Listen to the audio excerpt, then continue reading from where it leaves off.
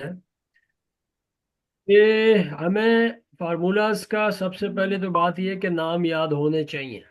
बगैर नाम के अगर आपको किसी चीज़ का नाम का नहीं पता तो आप उसका यूज़ कैसे कर सकते हैं। दूसरी बात यह है कि आपका कुछ कंसेप्ट क्लियर होना चाहिए। मिसाल के तौर पर यहाँ पे देखेंगे ना तो ये ब्रांच नेम यहाँ पे रिपीट हुए हैं, कितनी दफ़ा लिखे हुए हैं यहाँ पे, मुल्तान, डीजी खान, फलाना, कराची कराची। ये दो दो तीन तीन दफ़ा यहाँ पे लिखे हुए हैं। अब अगर आपसे कोई कहे कि आपको ये तमाम नाम यहाँ पे यूनिकली चाहिए, मतलब एक एक दफा यहाँ पे आने चाहिए, आपके जहन में ऐसा क्या आता है कि हमें क्या करना चाहिए? पुराने वर्जन में क्या करना चाहिए, नए वर्जन में क्या करना चाहिए? जी, ये नाम यहाँ पे डुप्लीकेट्स हो रहे हैं। अगर मुझे कोई कहे कि आपको यहाँ पे इस कॉलम के अंदर ये नाम यूनिकली चाहिए तो क्या करें, क्या होना चाहिए? कोई फॉर्मूला होना चाहिए जो ऑटोमेटिक कैलकुलेट करके बताना चाहिए हमें कि कहाँ पे ये यूनिक वैल्यूज आ रही हैं। जी, अगर आपके पास एक्सेल 2021 और उससे ऑनवर्ड का वर्जन है तो वहां पे आप यूज कर सकते हैं यूनिक को। किसको? यूनिक। यूनिक को। ये क्या करेगा, इस पूरे कॉलम में जितनी दफा भी आपने लिखा हुआ है ये तमाम को यहाँ पे यूनिकली लिख देगा। देखा? जी। अच्छा, अगर पुराना वर्जन है तो उसमें क्या करेंगे, उसमें तो यूनिक काम नहीं कर रहा। तो उसमें आपने इसको उठा के यहाँ पे किया पेस्ट, और एक शार्ट की यूज करनी है, आल्ट के बटन को प्रेस करते हुए AM को प्रेस करना है। तो ये आपसे पूछेगा जी आप क्या करना चाहते हैं, डुप्लीकेट्स को रिमूव करने की शार्ट की है तो आप चाहते हैं जी continue with the current selection, और यहाँ पे आपके पास हेडर मौजूद नहीं है, सिर्फ डाटा मौजूद है। तो इसको तो आपने क्या कर दिया, अनचेक कर दिया और ओके को प्रेस कर दिया, तो यहाँ पे भी ये काम हो गया। नजर आया?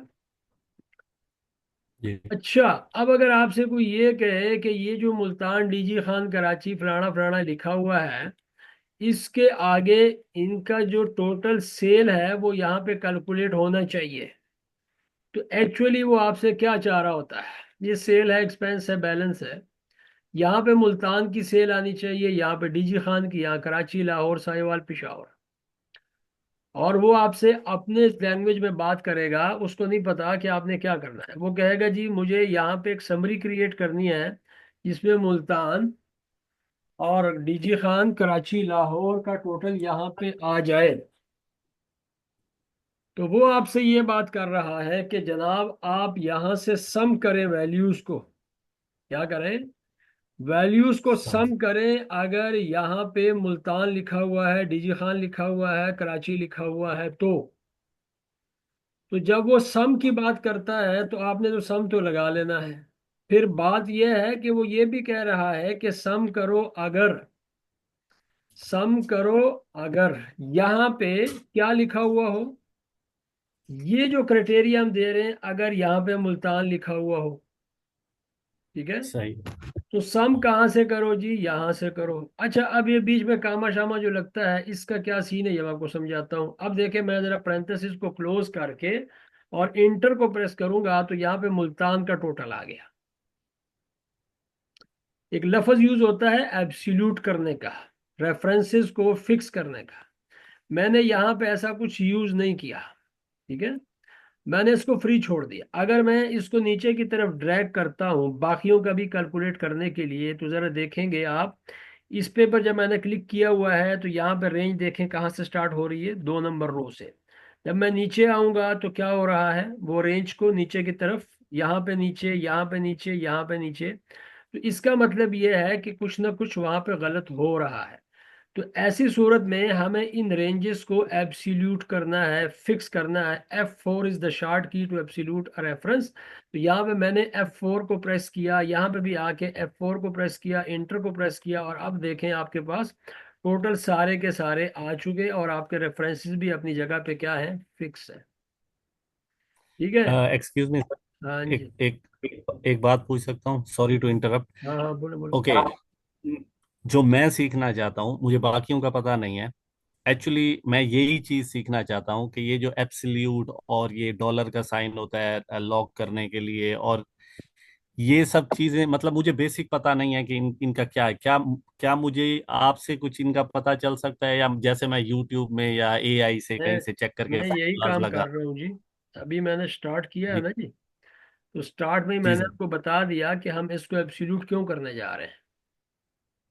ठीक है, तो मेरा जी मकसद यहाँ पे आपका जो कंसेप्ट है वो क्लियर करना है। मेरा यहाँ पे अपना जी इल्म जी आगे आपके आगे पेश करना नहीं है। मैं आपका जी जी कंसेप्ट इसलिए वजह से क्लियर कर रहा हूँ कि इसलिए मैं आपको बता रहा हूँ कि यहाँ पे हमने इसको एब्सोल्यूट क्यों किया है। उसकी जी वजह जी मैंने आपको बता दी है कि हम इसको नीचे की तरफ ड्रैग करने वाले थे। यहाँ पे जी ये जी फार्मूला एक दफ़ा अप्लाई होता है, हम ये नहीं करते कि बार बार हम फार्मूला अप्लाई करेंगे।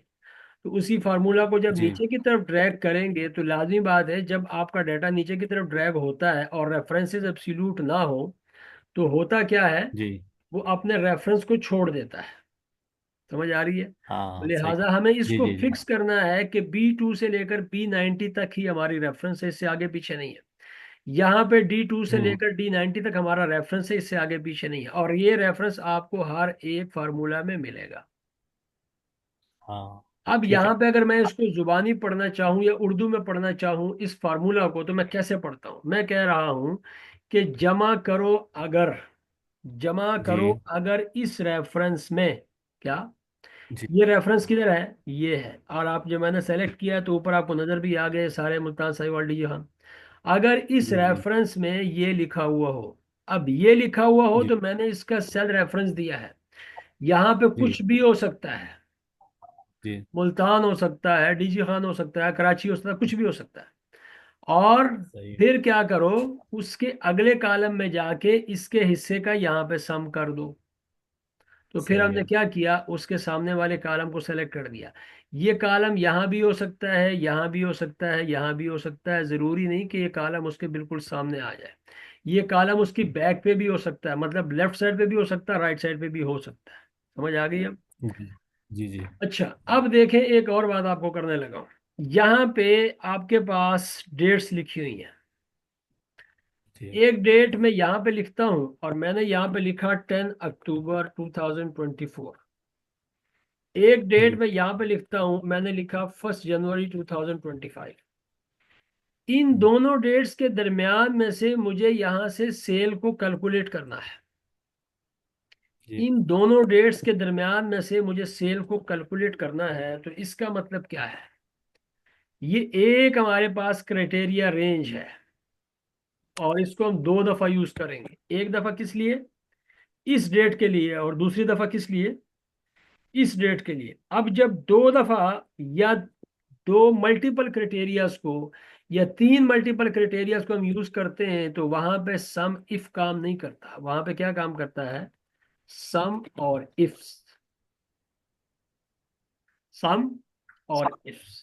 अब जी मैंने देखे, या तो मैं यहाँ पे काम करूं, इसको सेलेक्ट कर दूं, इस पूरे कॉलम को सेलेक्ट कर दिया, और यहीं पे मैंने इसको एब्सोल्यूट कर दूं, या फिर मैं इस पूरे कॉलम को ही सेलेक्ट कर डालूं नीचे तक, लास्ट तक। जहां अब जब मैंने पूरे कॉलम पे क्लिक किया है तो वहां पे क्या आया, डी, कॉलन डी। अच्छा, जी अब देखें यहाँ पे मुझे क्या करना है। अच्छा, ये जो फार्मूला है ये आपको साथ साथ गाइड भी करता रहता है, नजर आया। जब हमने जी कामा जी लगाया तो अब वो पूछ रहा है क्राइटेरिया रेंज। तो हमारा क्राइटेरिया रेंज ये है। अब जी। जब दोबारा कामा लगाएंगे तो अब आपसे पूछेगा क्राइटेरिया। तो हम ये हम्म। चाहते हैं कि इस डेट, ये जो डेट है 10 अक्टूबर।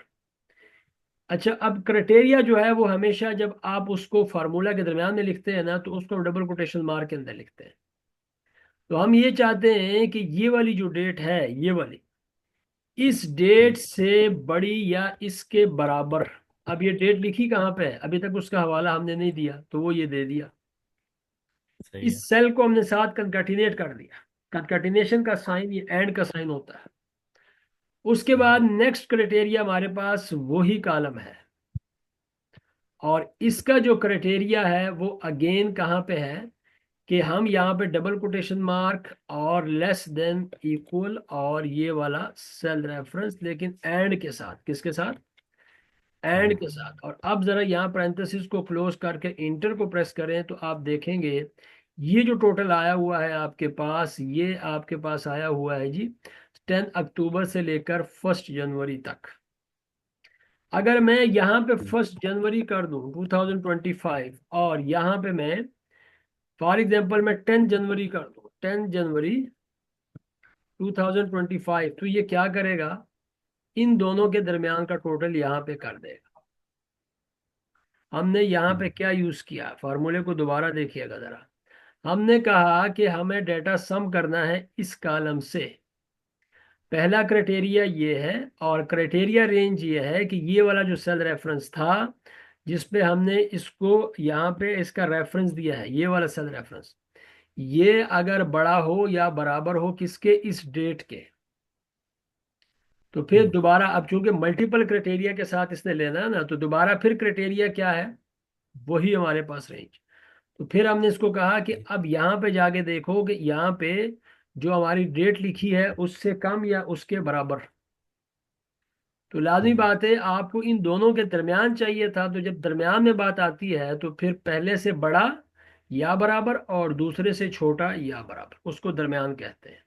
ये तो है इसकी एक मिसाल। फॉर एग्जांपल अब मैं यहाँ पे ये वाली वैल्यूज को उठाता हूँ और यहाँ पे आके मैंने इनको वैल्यू पेस्ट करना है, क्योंकि ऊपर फार्मूला लगा हुआ है, मैंने इनको पेस्ट कर दिया। अच्छा, अब यहाँ पे देखें तो आपके पास ये पंजाब साउथ लिखा हुआ है, दो ही है ना, तो मैं यहाँ से पंजाब और साउथ को उठाता हूँ और यहाँ पे आके मैं इनको पेस्ट करता हूँ, लेकिन हॉरिजॉन्टली पेस्ट करता हूँ, तो मैं ट्रांसपोज कर देता हूँ। ये देखें ट्रांसपोज हो गया ना। अच्छा, अब मैं ये जानना चाहता हूँ, एक और क्राइटेरिया ये है, मैं ये जानना चाहता हूँ कि मुल्तान अगर पंजाब में है तो इसका कितना टोटल बनता है, और अगर यहाँ पे कराची साउथ में है तो इसका टोटल कितना बनता है। ये एक समरी मेरी रिक्वायरमेंट है। तो अब भी मैं यहाँ पे सम और इफ्स को यूज करूंगा, सम और इफ्स, क्योंकि डबल क्राइटेरिया हो गया। एक क्राइटेरिया ये है और एक क्राइटेरिया ये है, तो सम रेंज हम सबसे पहले सेलेक्ट कर लेंगे। इसको मैंने सेलेक्ट कर दिया, और उसके बाद क्राइटेरिया रेंज नंबर 1, तो वो हमारे पास ये भी ले सकते हैं, ये भी ले सकते हैं, जो आप लेंगे। लाजमी बात है क्राइटेरिया फिर आप वहीं से लेंगे। अब मैंने ये वाला सेलेक्ट किया, और साथ ही मैं इसको एब्सोल्यूट भी कर दूंगा। उसकी वजह यह है कि मुझे इसको आगे की तरफ ड्रैग करना है नेक्स्ट सेल के अंदर, और इसको भी मैं फिक्स कर दूंगा, एब्सोल्यूट कर दूंगा। अब कामा लगाया, तो अब ये जो मैंने रेंज सेलेक्ट की है, लाजमी बात है यहाँ पे इसका क्राइटेरिया ये लिखा हुआ है, तो मैंने इसको सेलेक्ट कर दिया। नेक्स्ट क्राइटेरिया रेंज मेरे पास ये है, और इसको भी मैं एब्सोल्यूट कर दूंगा, और इसका क्राइटेरिया कहाँ लिखा हुआ है, वो ये लिखा हुआ है। अब जरा पैरेंथेसिस को क्लोज करें और इंटर को प्रेस करें, तो ये जो टोटल आया है मुल्तान का पंजाब में, मुल्तान का पंजाब में ये टोटल आया। अब मुझे इसको इस साइड पे लेके जाना है, तो ये देखें जरा, एब्सोल्यूट हमने किसको किया था, इसको किया था, लेकिन इसको तो नहीं किया हुआ, ये कॉलम को तो नहीं किया हुआ। तो अगर मैं इसको वैसे ही इधर ले आऊं तो देखें क्या हो गया। अब मैं इसको देखें क्या हो गया, वो उसने अपना रेफरेंस छोड़ के इधर आ गया। तो इसको हमें यहीं पे एब्सोल्यूट करना था, तो ये चूंकि कॉलम है, कॉलम, तो यहाँ पे सिर्फ कॉलम को एब्सोल्यूट करेंगे और कॉलम से पहले डॉलर का साइन लगा देंगे। ऊपर हमारे पास रो है, और रो को हम नीचे की तरफ लेके जाएंगे, तो रो को एब्सोल्यूट कर देंगे और इंटर को प्रेस करेंगे। अब देखें इसको नीचे की तरफ मैं लेके आता हूँ और राइट साइड की तरफ लेके जाता हूँ, तो देखें क्या हो गया।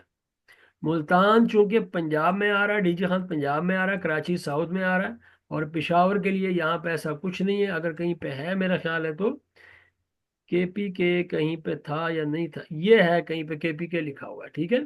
तो अगर हम यहाँ पे केपी के लिख दें, केपी के, और इसको यहाँ से ड्रैग कर दें और इसको यहाँ पे, तो आप देखेंगे पेशावर का डाटा यहाँ पे आ गया। तो अब ये आपने इसको एक दफा फार्मूला लगा दिया है, अब ये ऑटोमेटिकली यहाँ पे लगता रहेगा। दो मिसाल है, एक और आपको बात बताता हूँ। ये देखें मेरे पास यहाँ पे ये 3 शीट्स हैं। मिसाल के तौर पर मैं इसका नाम रखता हूँ स्टॉक इन का, और इसका नाम रखता हूँ स्टॉक आउट का, और इसका नाम रखता हूँ बैलेंस का। आप देख रहे हैं, यहाँ मैंने स्टॉक लेना है, यहाँ से स्टॉक आउट करना है, यहाँ पे उसका बैलेंस लेना है। अगर मैं इन तीनों शीट्स को इकट्ठा सेलेक्ट कर लूँ, इकट्ठा सेलेक्ट कैसे होता है, ये शीट एक्टिव है और यहाँ पे आके मैं शिफ्ट के साथ क्लिक कर दूँ तो तीनों तीनों शीट्स यहाँ पे सेलेक्ट हो चुकी हैं। अब मैं जब यहाँ पे लिखूंगा ना डेट, तो ये डेट तीनों शीट्स में लिखी जाएगी। यहाँ पे मैं लिखूंगा ना आइटम नेम, तो ये आइटम का नाम तीनों शीट में लिखा जाएगा। यहाँ पे लिखूंगा ना क्वांटिटी, तो ये क्वांटिटी तीनों शीट्स के अंदर लिखा गया। थोड़ा सा मैं इसको इधर ले आता हूँ और फिर इसको मैं यहाँ पे बोल्ड भी कर लेता हूँ और इसको थोड़ा सा साइज भी बड़ा कर दिया। तो ये जो हमने जो फॉर्मेटिंग की है, ये तीनों शीट्स के अंदर लिखा गया। देखना चाहें तो आप यहाँ से राइट क्लिक करें, अनग्रुप करें, तो ये देखें यहाँ भी लिखा हुआ, यहाँ भी लिखा हुआ, यहाँ भी लिखा। अब आपने एक स्पेसिफिक डेट को, मिसाल के तौर पर आप समझें कि आपने 1 जनवरी को एक स्टॉक मेंटेन करना है और आइटम नेम जो है वो आपके पास यहाँ पे, आइटम नेम आपके पास यहाँ पे कुछ भी हो सकता है। मिसाल के तौर पर मैं चाहता हूँ कि यहाँ पे जो है वो मैं पैनाडोल की एंट्री करना चाह रहा हूँ, मेडिकल स्टोर है, मैंने इसकी 500 गोलियां ले ली, टैबलेट्स यहाँ पे ले ली, और इसी पैनाडोल को मुझे यहाँ पे भी इंटर करना पड़ेगा सेम स्पेलिंग के साथ। और यहाँ पे 600 मैंने ली, 500 ली और यहाँ पे 400 मैंने आउट कर दी।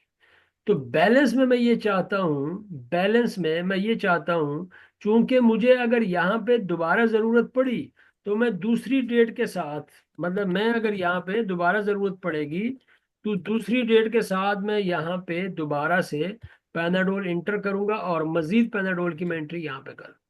तो मैं ये चाहता हूँ कि जो कुछ यहाँ पे लिखा जा रहा है वो यहाँ पे लिखा जाए, लेकिन एक एक दफ़ा। तो अभी मैंने बताया था यूनिक, क्या बताया था, यूनिक। और यहां से लेना है तो आप इसको सेलेक्ट कर लें, जहां तक अभी आप सेलेक्ट करना चाहते हैं, इंटर को प्रेस कर दें तो देखें पैनाडोल एक दफा लिखा गया। अब ये स्टॉक इन और स्टॉक आउट को आपस में मेंटेन करने के लिए और बैलेंस लेने के लिए आपको जो फार्मूला रिक्वायर्ड है वो भी सम इफ का ही है। देखें सम और इफ, एक दफा इधर जाएगा, मैंने सम इफ लिखा, पैरेंथेसिस लिखा और इधर आया और यहाँ पे आके मैंने रेंज सेलेक्ट कर ली, फॉर एग्जांपल ये वाली। कहीं तक भी आप इसको सेलेक्ट कर सकते हैं, वो आपकी अपनी मर्जी है। उसके बाद क्राइटेरिया, तो क्राइटेरिया ये लिखा हुआ है, फिर कामा लगाया तो इसने पूछा जी सम रेंज, तो सम रेंज मेरे पास ये है, इसको भी मैं यहां तक ले आया। अब मैं पैरेंथेसिस क्लोज करके इंटर को प्रेस करूंगा तो देखें कितने आ गए, 1100। चूंकि हमने कितने खरीदे हैं, 1100। अगर मैं यहाँ पे इस डेट को एक गोली और ले लेता हूँ, मैंने खरीदी 400, तो आप देखेंगे यहाँ पे डेक्लोरान आ चुका है, लेकिन अभी तक यहाँ पे कुछ नहीं आया। अगर मैं इसमें से स्टॉक आउट को माइनस करना चाहता हूँ तो सिंपल तरीका क्या है, आपने यहाँ पे सिलेक्शन करनी है। लेकिन अगर आपको बड़ा फार्मूला लगाना नहीं आता ना, तो छोटा फार्मूला आप पहले लगाएं फिर उसको आगे बढ़ाते चले जाएं। अब यहाँ पे देखें, सिर्फ शीट का नाम ही तो चेंज करना है, बाकी तो कुछ नहीं करना। तो स्टॉक आउट और इंटर को प्रेस करें तो कितने हो गए जी, पैनाडोल नीचे की तरफ ड्रैग कर लें। तो पैनाडोल हमारे पास हमने कितने लिए थे, 1100। कितने हमने सेल किए, 400, तो बेचे कितने रह गए, 700। अब हमने डिक्लोरान ले लिए हैं, तो अगर मैं यहाँ पे डिक्लोरान की एंट्री डाल देता हूँ और मैंने यहाँ पे जो परचेजिंग की है वो है जी 400 की, और यहाँ पे मैं 200 आउट कर दूं तो देखें यहाँ पे कितना बच गया, 200। ठीक है, तो हमने सिंपल क्या किया, एक सम इफ को ही तो हमने यूज किया है, कोई लंबा चौड़ा फार्मूला हमने यहाँ पे यूज नहीं किया। अच्छा, अब अक्सर लोग ये पूछते हैं कि जी ये कैसे पता चलता है कि एक रेफरेंस के अंदर, एक रेंज के अंदर हमने एक वैल्यू कितनी दफा लिखी हुई है। मतलब ये मुल्तान के बारे में, डीजी खान के बारे में या फिर कराची के बारे में पूछना चाहते हैं कितनी दफा लिखी हुई है। तो हम अगर इसके सामने यहाँ पे काउंट इफ को अप्लाई कर दें, काउंट और इफ को अप्लाई कर दें और ये वाली रेंज कंप्लीटली सेलेक्ट कर दें, अब हम यहाँ पे जब कामा लगाएंगे तो उसके बाद क्राइटेरिया में इसी को सेलेक्ट करके और इंटर को प्रेस करेंगे तो ये क्या बताएगा कि मुल्तान 21 टाइम यहाँ पे लिखा हुआ है। अगर आप इस रेफरेंस को फिक्स कर लें with the help of F4 और फिर इसको नीचे की तरफ ड्रैग करें तो सबके बारे में आपको बताएगा कि ये कितनी कितनी दफा यहाँ पे लिखा हुआ है, काउंट और इफ। दूसरी बात यह है कि अगर आपने फार्मूला लगाना सीखना है तो आपको पहले फार्मूले का नाम आना चाहिए, और फिर आपको उसका यूज आना चाहिए, और फिर अगर आपको बड़ा फार्मूला बनाना नहीं आता तो आपको छोटा फार्मूला बनाना आना चाहिए। कैसे? देखिए, एक फार्मूला है लेफ्ट का और एक फार्मूला है राइट का। ये क्या करते हैं, ये हमें पता होना चाहिए। लेफ्ट से डाटा लेते हैं, लेफ्ट साइड से, और ये राइट साइड से। एक फार्मूला है REPT का, ये रिपीट करता है, किसी भी लेटर को रिपीट करता है जितनी दफा आप चाहते हैं। मिसाल के तौर पर अब जब इनको यूज करेंगे तो मिसाल के तौर पर आपके पास कुछ नंबर आ गए, ये कोई मोबाइल नंबर आप कह सकते हैं या कोई भी नंबर आप कह सकते हैं। नीचे की तरफ आपने इसको किया और सीरीज में फिल कर दिया। और एक रिक्वायरमेंट ये है कि आप ये जो इस नंबर का जो लेफ्ट साइड है वो 37 है, यहां से आप दो नंबर चाहते हैं, और राइट साइड से आप दो नंबर चाहते हैं। आप ये चाहते हैं कि 37 हो, फिर एस्टेरिक का साइन हो, फिर 34 हो, ऐसे ऐसे फॉर्मेट आप बनाना चाहते हैं। अब देखिए, हमें बड़ा फार्मूला लगाने नहीं आता, लेकिन हमें यह पता है कि लेफ्ट एक ऐसा फंक्शन है जो कि इसकी लेफ्ट साइड से हमें दो करेक्टर दे सकता है। तो हमने लेफ्ट और फिर नंबर ऑफ करेक्टर्स 2 और इंटर को प्रेस कर दिया। यहाँ पे राइट और इससे नंबर ऑफ करेक्टर 2, तो इसने दो करेक्टर दे दिए। और रिपीट किसको करना है? REPT। तो एस्टेरिक के साइन को हमें क्या करना है? रिपीट करना है। कितने टाइम करना है? 6 टाइम करना है। तो आप यहाँ पैरेंथेसिस को क्लोज करके इंटर को प्रेस करें, तो ये काम हो गया। अब हमें इसको एक सेल के अंदर करना है, तो यहाँ पे हमने लेफ्ट लगाया हुआ है। अगर आप इसमें कोई दूसरा फार्मूला ऐड करना चाहें तो इसका मतलब है कि आपको इस साइन की जरूरत है, कंकैटिनेशन की आपको क्या है? जरूरत है। तो आप क्या करें फिर? यहां से इसको करें कॉपी, यहाँ पे आ जाएं, कंकैटिनेशन का साइन लगाएं और उसको पेस्ट कर दें। अब इसकी आपको जरूरत नहीं है, इसको डिलीट कर दें। नेक्स्ट क्या करें? इसको करें यहाँ से कॉपी, यहाँ पे आ जाएं, इसको एंड लगाएं और इंटर को प्रेस कर दें। अब इसकी आपको जरूरत नहीं है। नीचे की तरफ आप इसको ड्रैग कर दें तो देखें आपके लिए ये वो फॉर्मेट तैयार कर देगा जो फॉर्मेट आपको रिक्वायरमेंट था। और फार्मूला कैसे बना? ये, ठीक है। तो छोटे छोटे फार्मूलाज अगर आप अप्लाई करते हैं और उसके बाद आप उनको बड़े फार्मूला। अब देखें, एक और बात आपको समझाता हूँ। कुछ आपके पास अकाउंट नंबर आ गए। देखिए, मैं यहाँ पे एक अकाउंट नंबर लिख रहा हूँ। ये जो अकाउंट नंबर आया है और इसकी ये जो फॉर्म है 12+ की, इसका मतलब क्या होता है? क्यों जी, जिया वजीर साहब? कैरेक्टर्स जो हैं ये मेरे ख्याल में 12 15 से ज्यादा हो जाते हैं, तो इसलिए फिर जो है ना ये मतलब एक्सपोनेंशियल उसमें ले जाता है इसको। एक्सपोनेंशियल फॉर्म में ले जाता है, और इस 12 का मतलब है 13 करेक्ट। 12+ का मतलब क्या है? 13 13। करेक्ट। तो ये टोटल 13 करेक्टर है। और इसको ठीक करने का तरीका क्या है? कंट्रोल 1 को प्रेस करें, कस्टम में जाएं और यहाँ पे एक जीरो लगा दें, ओके को प्रेस कर दें, तो ये नंबर ठीक हो गया। अब इसको नीचे की तरफ ड्रैग कर दें। आपके पास नंबर आए थे, बैंक अकाउंट नंबर्स काफी ज्यादा।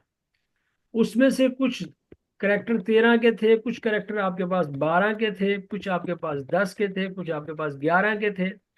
अब आपको ये कौन बताएगा कि number of character in this cell कितने हैं? तो आपको ऐसा कोई फंक्शन चाहिए, तो उस फंक्शन का नाम क्या है? LEN। तो देखिए, ये आपको बता देगा कि नंबर ऑफ करेक्टर्स कितने हैं यहाँ पे, 13। अब इसको मैं नीचे की तरफ ड्रैग कर लेता हूँ तो सबके बारे में बता देगा ना। अब अगर आपसे कोई कहे कि 13 डिजिट वाले यहाँ से अलग कर दें, बाकी को उधर ही रहने दें, तो फिर अब आपके पास ऐसा क्या है कि आप ये काम कर सके? इसका मतलब ये है कि वो ये चाहता है कि आप यहाँ पे जाएं और यहाँ पे देखें जो 13 डिजिट्स के करेक्टर हैं उनको यहाँ पे ले आए। अब बात यहाँ पे आ गई कंडीशन की, इफ।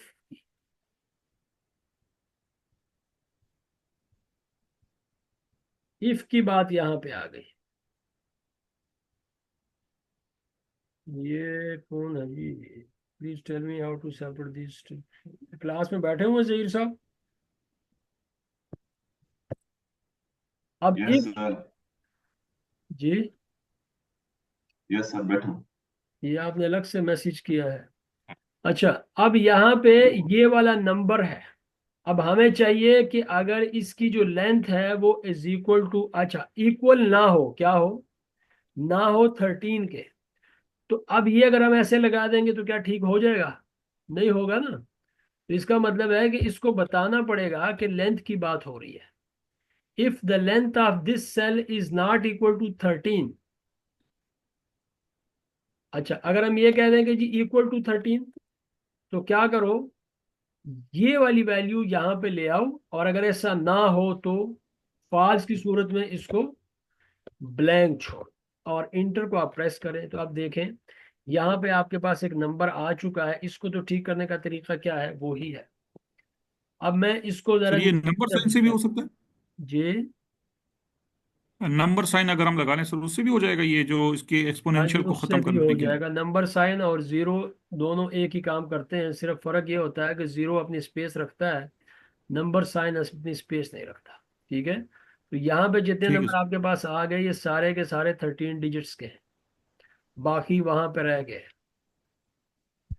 एक नंबर आया है जी यहाँ पे, और ये इस किस्म का नंबर है जी 230। और फिर है जी यहाँ पे CON। और फिर है यहाँ पे 45 1 1 0 और 765। इसका है जी कि इसको सेपरेट करना है, take only 45।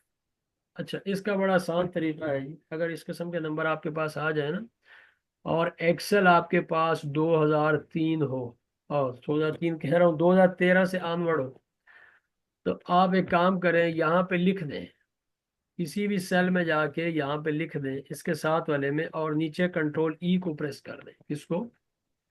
Control flash fill से काम ले लें, बजाय इसके कि आप फार्मूला में जाके पढ़ें और फिर वो आपको यहाँ पे मिड भी देखना पड़े। अब लग तो सकता है कि हम यहाँ पे मिड लगा लें, इसको बताना पड़ेगा इसका मिड कहाँ पे है। तो ये कहता है जी स्टार्ट नंबर, कहाँ से मैं स्टार्ट करूँ? तो ये देखिए, तीन करेक्टर ये है, चार ये है, तीन ये है, सात हो गए, और एक ये है, आठ। इसका मतलब है आपको बताना पड़ेगा 8 नंबर से शुरू करो और 5 करेक्टर ले लो। अब देखें, इंटर को प्रेस करें तो इसने ये काम कर दिया। ठीक है, 4501। एक गलती हमसे ये हो गई कि हमने यहाँ पे 8 लिख दिया, हालांकि ये 8वां करेक्टर था। और यहाँ पे अब इंटर को प्रेस करें तो आपके पास ये आ, तो हो तो सकता है, लेकिन जो आसान तरीका है वो क्या था कि मैंने आपको बताया कि अलग सेल में जाके वो नंबर लिखें और नीचे उसके कंट्रोल को प्रेस कर दें, तो फ्लैश फिल की मदद से भी वो काम हो जाता है। ठीक है जी, यहाँ तक आपको क्लियर है?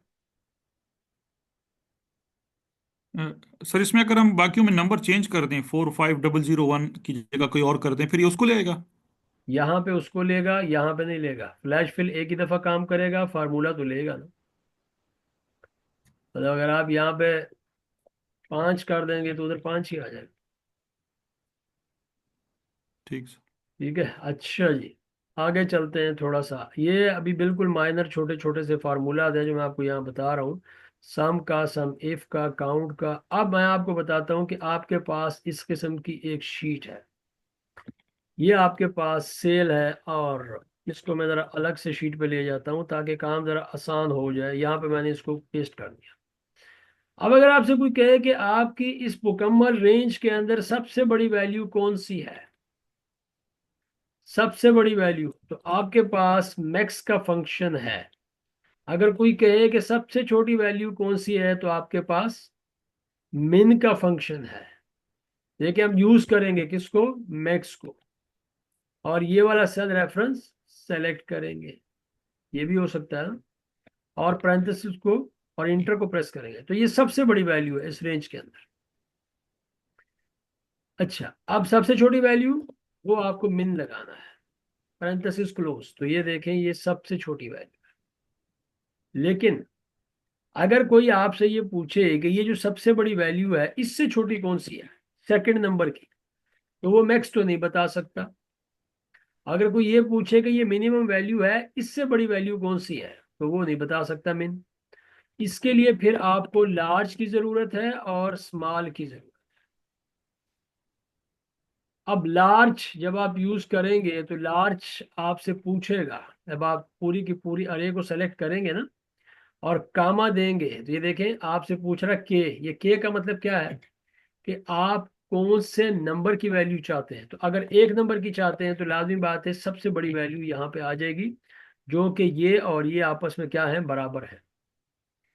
लेकिन इससे छोटी वैल्यू वो आप यहाँ पे 2 के लगाने से ले सकते हैं, उससे छोटी वैल्यू आप यहाँ पे 3 के लगाने से ले सकते हैं। लेकिन अगर कोई आपसे ये कहे जी कि आप हमें यहाँ पे टॉप 1 की वैल्यू चाहिए, यहाँ पे टॉप 2 की वैल्यू चाहिए, यहाँ पे हमें टॉप 3 की वैल्यू चाहिए, तो फिर आप यहाँ पे लार्ज ही को यूज करेंगे। आप मैक्स ये काम नहीं करेगा। कैसे यूज करेंगे, हम यहाँ पे लार्ज को यूज करेंगे, पूरे का पूरा अरे यहाँ पे सेलेक्ट करेंगे।